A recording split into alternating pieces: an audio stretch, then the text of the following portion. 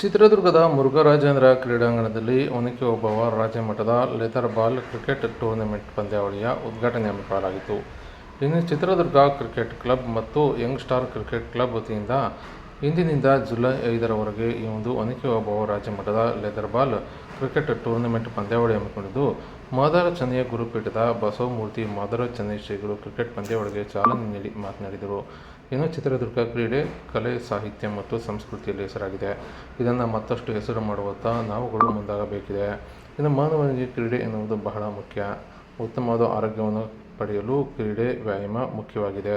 ಕ್ರೀಡೆ ಎಂದ ಮೇಲೆ ಸೋಲು ಗೆಲುವು ಸಾಮಾನ್ಯ. ಸೋತವರು ಮುಂದಿನ ಪಂದ್ಯಾವಳಿಯಲ್ಲಿ ಗೆಲುವನ್ನು ಸಾಧಿಸಲು ತಯಾರಾಗಬೇಕು. ಅದೇ ರೀತಿ ಗೆದ್ದವರು ಸಹ ಬೀಗದೆ ಮತ್ತಷ್ಟು ಪಂದ್ಯಗಳನ್ನು ಗೆಲ್ಲಲು ಅಭ್ಯಾಸ ಮಾಡುವುದರ ನಿರಂತರವಾಗಿ ಇರಬೇಕು. ಚಿತ್ರದುರ್ಗದಲ್ಲಿ ಒಂದಲ್ಲ ಒಂದು ಕ್ರೀಡೆಗಳು ನಡೆಯುತ್ತಲೇ ಇರುತ್ತವೆ.